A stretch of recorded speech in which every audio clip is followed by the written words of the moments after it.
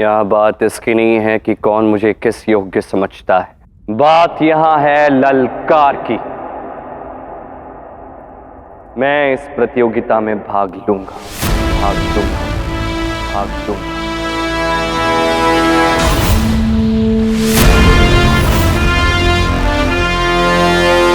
जो कुछ भी हो रहा है इसका अर्थ यह है कि श्रीनिवास विजय अवश्य होगा और उसका विवाह पद्मावती से हो जाएगा। आपने मुझसे कहा था महादेव कि ये स्वयंवर सफल नहीं हो पाएगा, तो आप कुछ कर क्यों नहीं रहे? कर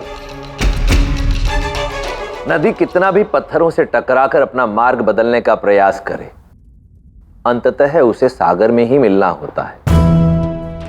कुछ ऐसी ही नियति है हमारे श्रीनिवास और भार्गवी की भी।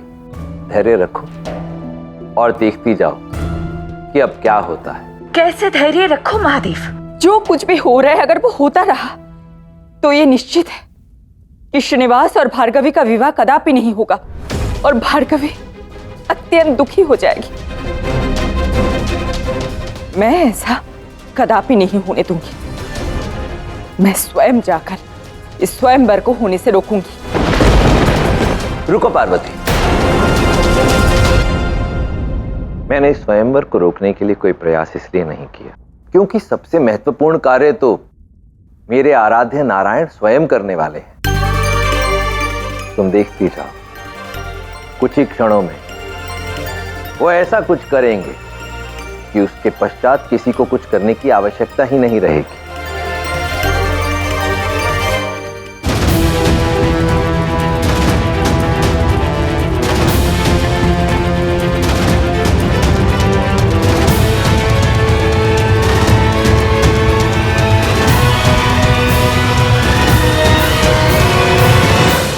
कर दिया श्रीनिवास ने कि अवश्य ही राजकुमारों से परास्त हो जाएगा रत्ना, और इन राजकुमारों में से किसी एक से विवाह करने से तो अच्छा है कि मेरी मृत्यु ही हो जाए।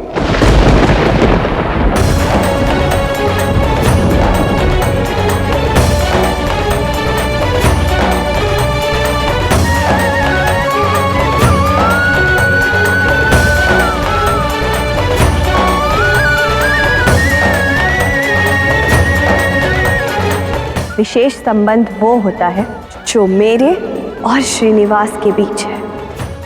मैं तो सब कुछ छोड़ने के लिए सच हूं ताकि मैं उस व्यक्ति से विवाह कर सकूं जिसे मैं प्रेम करती, कोई राजा हो या फिर श्रीनिवास की भांति कोई नर्तक ही क्यों ना हो। मुझे कैसे भी करके ये सब रोकना होगा।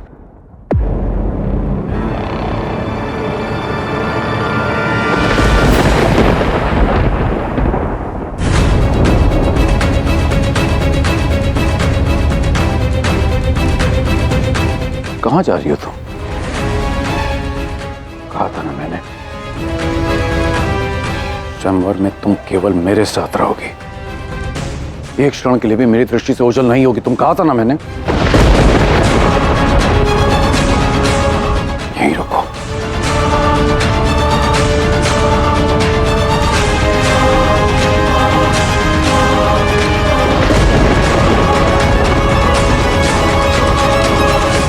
तो अब हम प्रतियोगिता आरंभ करने वाले हैं। आप सब लक्ष्य देख सकते हैं। जिस ऊंचाई पर यह लक्ष्य है उसे सिर्फ कुशल धनुर्धारी भेद सकता है। किंतु स्मरण रहे, प्रत्येक प्रत्याशी को केवल एक ही अवसर मिलेगा और जो इस लक्ष्य को साधेगा वही पद्मावती का वर कहलाएगा। अब प्रतियोगिता आरंभ करते हैं और मुझे लगता है कि पद्मावती के निवेदन को प्राथमिकता देनी चाहिए। तो सबसे पहले श्रीनिवास को आना चाहिए।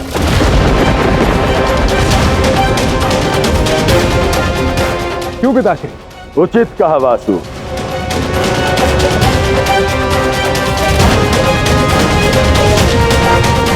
मैं भी देखना चाहता हूं कि एक नर्तक धनुष कैसे धारण करता है। कल रात्रि हम सब ने महाधनुष की टंकार सुनी, ये जानते हुए भी कि उसका धारक यही है। उसके पश्चात भी श्रीनिवास ने ये जानते हुए भी इस स्वयंवर में भाग लेने का साहस दिखाया है। यदि साहस दिखाया ही है तो सबसे पहला अवसर इसे ही मिलना चाहिए। मेरे इस निर्णय से किसी को कोई आपत्ति तो नहीं? हमें कोई आपत्ति नहीं। हम भी देखना चाहते हैं श्रीनिवास का लक्ष्य भेदन।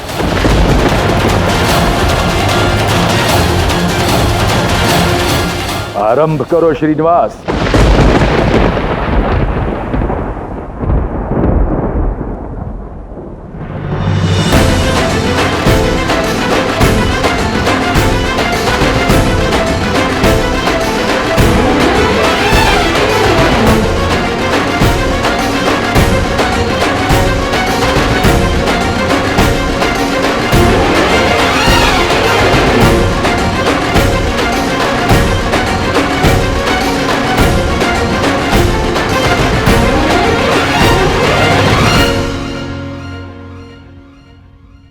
अब देखना वाला, इस भरी सभा में इस नर्तक का जो अपमान होगा वो मेरे लिए सबसे बड़ा पुरस्कार होगा।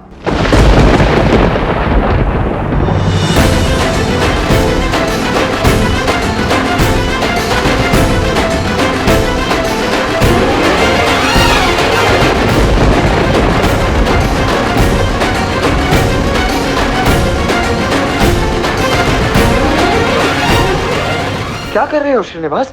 गंतव्य तो पीछे छूट गया, तुम कहां चले जा रहे हो?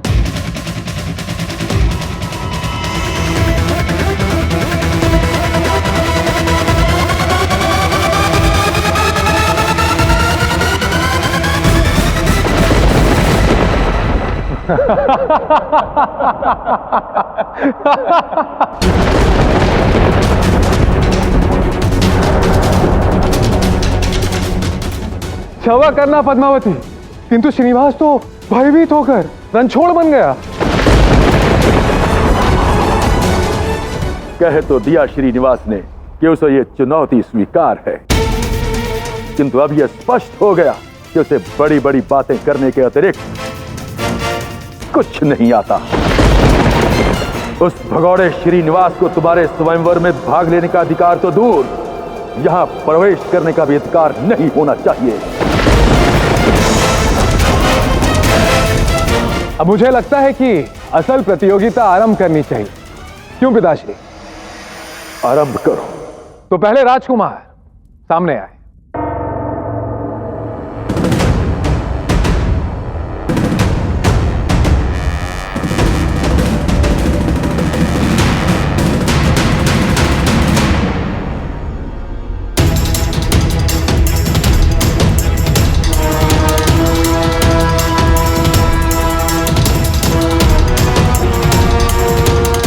इस पुष्प को अपने पास रखें। यदि मैं आपके साथ ना रहूं तो ये मेरी कमी पूरी करेगा।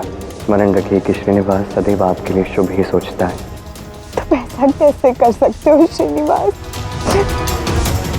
तुमने मेरा विश्वास तोड़ा है। नहीं, मैं पद्मावती का विश्वास नहीं तोड़ सकता।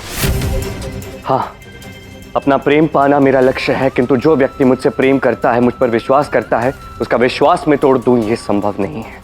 अब यदि मैंने प्रतियोगिता में भाग नहीं लिया तो पद्मावती का विवाह किसी के साथ हो जाएगा और वो उसके साथ कभी प्रसन्न नहीं रह पाएंगे। उनके लिए एक श्रेष्ठ वर चुनना ही होगा, किंतु कैसे? यदि मैं प्रतियोगिता में भाग लेता हूं तो विजय मेरी ही होगी। तत्पश्चात मेरा भार्गवी के साथ विवाह नहीं हो पाएगा और भार्गवी का प्रेम के प्रति जो विश्वास है वो भी मैं नहीं तोड़ सकता। क्या करूं? अब मेरे पास मात्र एक विकल्प शेष है।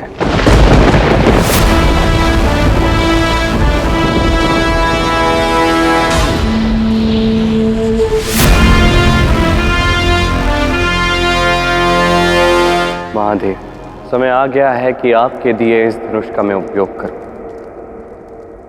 आज्ञा दीजिए।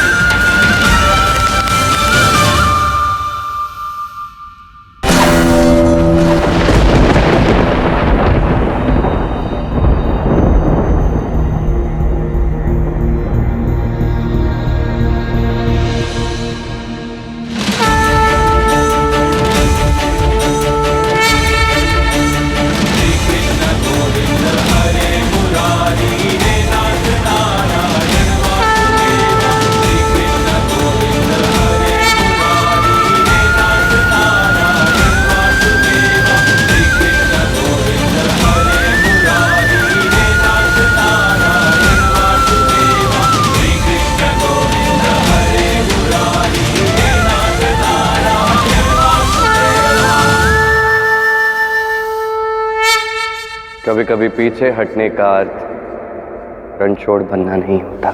कभी कभी शस्त्र उठाने के लिए पीछे हटना पड़ता है। बाण को आगे भेजने के लिए प्रत्यंचा को पीछे खींचना पड़ता है।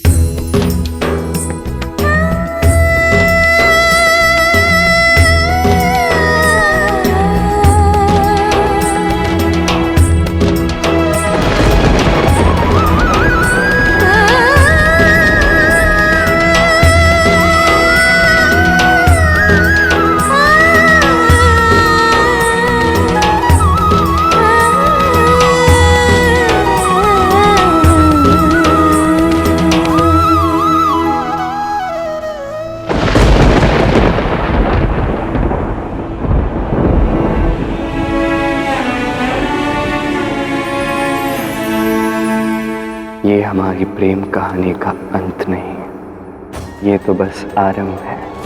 मैं तुम्हारे पास अवश्य आऊंगा श्री। स्मरण रखना, मैंने ये स्वयंवर जीता नहीं है, मैं अब भी तुम्हारा हूँ।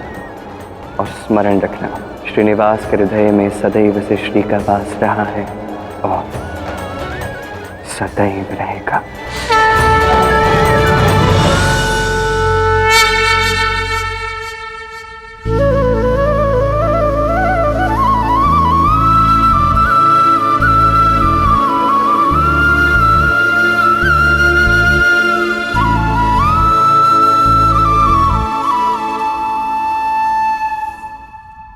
देखा गौरी, मैंने कहा था ना कि श्रीनिवास अपनी भार्गवी के लिए कुछ ऐसा करेंगे कि उसके पश्चात किसी को कुछ करने की आवश्यकता ही नहीं पड़ेगी।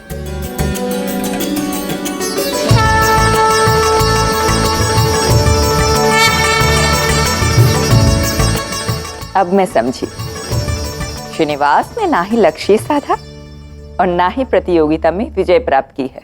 उसे ये धनुष बस इसीलिए चाहिए था ताकि स्वयंवर असफल हो जाए। धन्य है नारायण।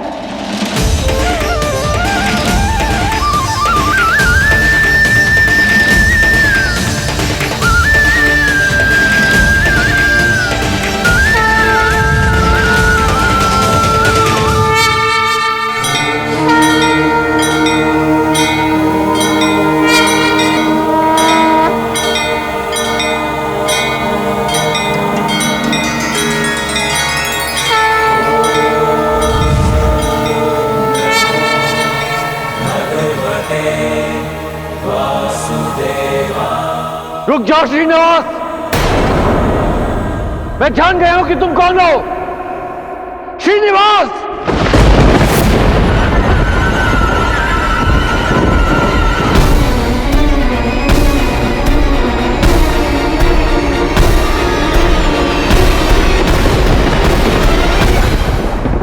ऋषि भृगु तो सत्य जानते हैं, वो लक्ष्मी और नारायण को कभी एक नहीं होने देंगे। मैंने तुमसे क्या कहा था गौर? नदी की तो नियति है सागर में मिलना, फिर चाहे वो चट्टान से अड़कर हो या चट्टान से मार्ग बनाकर। और फिर यहां तो स्वयं सागर ही नदी से मिलने के लिए आ गया है।